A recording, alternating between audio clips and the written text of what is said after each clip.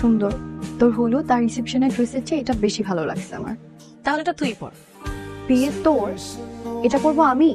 কিছু খাইছিস? খাওয়া করবো। হ্যাঁ, আমি হাবাগোবা দেখেই এত কিছু লুকাতে পেরেছিস। যখন লুকিয়েছিলাম তখন বাচ্চা ছিলাম, বুঝে নাই। তাহলে এখনো কেন লুকাচ্ছিস? আজকে তো রাত, কি উল্টাপাল্টা বলছিস? কি লুকাচ্ছি?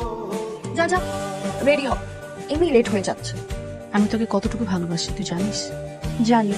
তাহলে এত বড় একটা সত্যকে কেন আড়াল করতে চাচ্ছিস?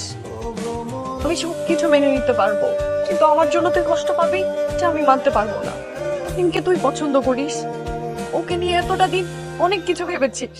আমি চাই না ওগুলো মিথ্যা হয়ে যাক। হ্যাঁ, পছন্দ করার মতো দুনিয়াতে একটাই ছেলে আছে না? কয়েক মাসে ভালো লাগা কয়েকদিনই চলে যাবে। আর শোন, তোদের বিয়ের পরও কিন্তু একটা সুযোগ থাকবে, আমার থেকে দূরে দূরে রাখবে তানিমকে।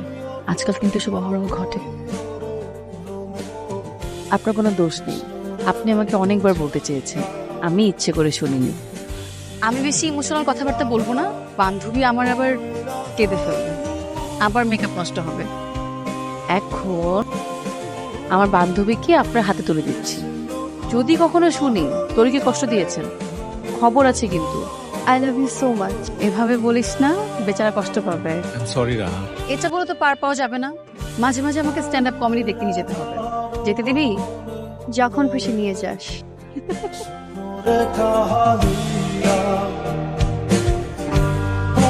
বেড়া ভালো মনে বলে